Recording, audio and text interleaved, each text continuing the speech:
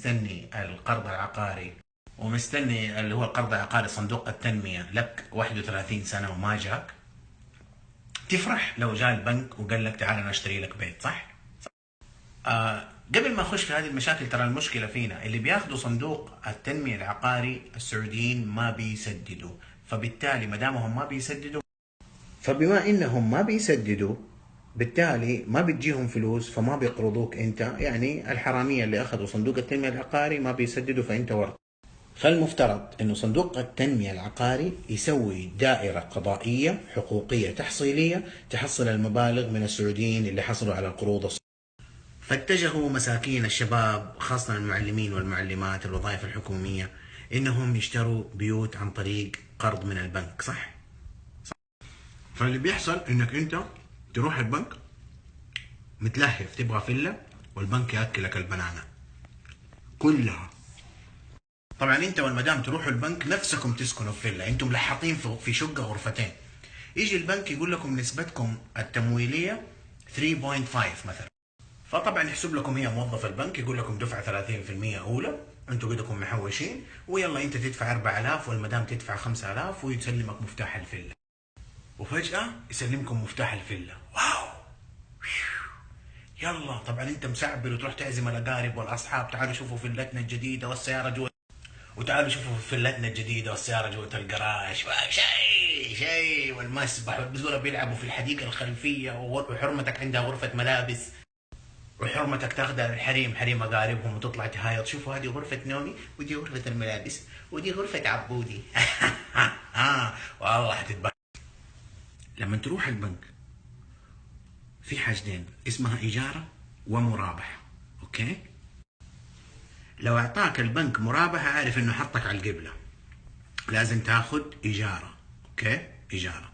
يجي يقول لك نسبة التمويل، يجي يقول لك موظف البنك نسبة التمويل، فرضنا دحين نسب التمويل حاليا في البنوك مرة خيالية عالية، 3.6 3.9 3.8.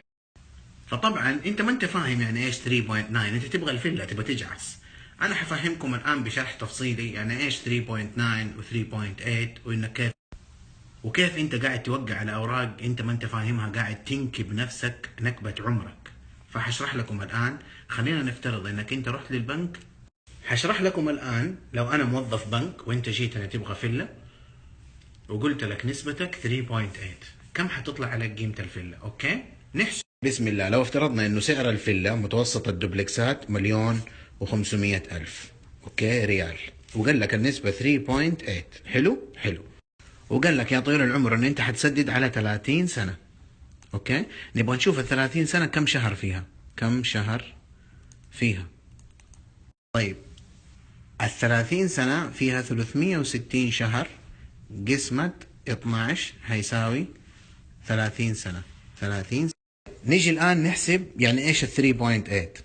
3.8 هي نسبة المرابحة أو الإجارة من هذا المبلغ، يعني نمسك المبلغ هذا نطلع منه 3. نحسبها بهذه الطريقة، حنقول مليون و500 ألف في 3.8%، طلع لي 57,000، تمام؟ طيب الآن طلعت معانا 57,000، هذه نسبة ربح البنك ال 3.8 في السنة الواحدة. طيب نضربها في 30 سنة كم حتطلع؟ طلعت 1,700,000. نضيف عليها مرة ثانية قيمة الفلة الأصلية، هذه كلها أرباح بنك 1,500,000، شوف كم حتطلع؟ 3,210,000. تخيلوا يا أخوان، فلة ب1,500,000 أنت اشتريتها ب3,210,000، يعني قيمة عمارة 8 ب3 مليون. حنقسم ال3 مليون هذه على 360 شهر، قسمة 360 شهر حيطلع عليك الشهر ب8,000. شوفوا طلع عليك الشهر ب8,900. تشوفها بسيطة، تقول أنا 4,000 وزوجتي 4,000، بس الزمن 30 سنة حتقعد تسدد 30. تعرفوا هذا الكلام ايش معناه؟ لما بنك يبيعني فيلا ب1,500,000 ويكسب من ورايا 1,700,000، معناه هذا اسمه نصب واحتيال. طب تعرفوا كمان الكلام هذا ايش معناه؟ بكم انت مستأجر؟ ب30 ب35 ب40,000. طيب 40,000 في 30 سنة، 40,000 إيجارك في 30 سنة ب1,200,000، لأنه أنت بعد 30 سنة حتكون على وشك وفاة، خلاص تدفع 1,200,000 وتموت وانت ما عندك ملك، ولا تدفع 3 مليون و200 ألف وتموت وانت عندك ملك؟ أيهم؟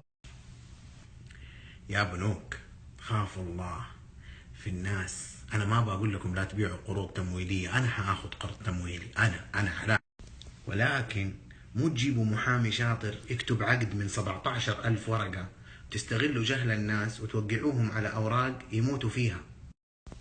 انت عارف يا موظف البنك انك لما بتوقع العميل ان هو شايف العقود هذه كلها وما بيقراها ومو فاهم ايش فيها وايش الاشياء الملزمة له.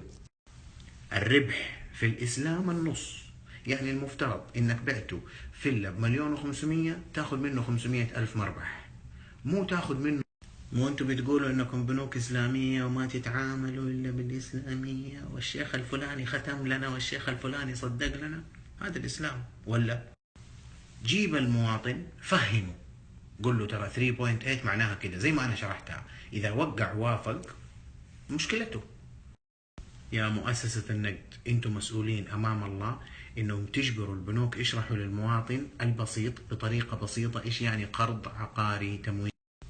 اقعد اشتغل 30 سنة، يستحيل تلاقي شاب سعودي او شابة مسكينة مدرسة تقعد تمحط 30 سنة عشان تسدد فيلا مساحة البنيان بالمتر المربع ما تتجاوز 160 متر. والله حرام، والله حرام تضحكوا على الناس كده. هتيجي تقول لي طيب يا ابو العريف ايش الحلول؟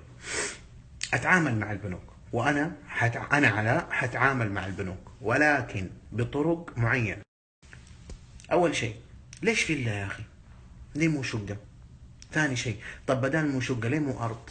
ليه ما تاخذ ارض تكون سعرها طيب؟ ليه ما تاخذ لك ارض مي مشكلة شوية بعيدة بس رخيصة عشان النسبة ما تكون عالية عليك. ثاني شيء، قبل ما توقع الورقة تشيل العقد وتوديه محامي. يا سعوديين افهموا، لما تروح توقع عقد مع شركة شيل العقد ووديه محامي، ادي المحامي 1000 ريال وقول له اقرا لي العقد فهمني ايش فيه. ولما تشتري ارض مي مشكلة اسكن في الايجار، انت كده دافع وكده دافع، اسكن سنة 2، عمر الارض ان شاء الله تبني الارض حوش وغرفة وتسكن فيها انت وعيالك. يا شباب احنا مو قاتلنا الا الجعصة، الحياة حبة حبة. يا اخي والله استراحة لو اشتريت استراحة انت وعيالك تكفيكم، والله تكفي.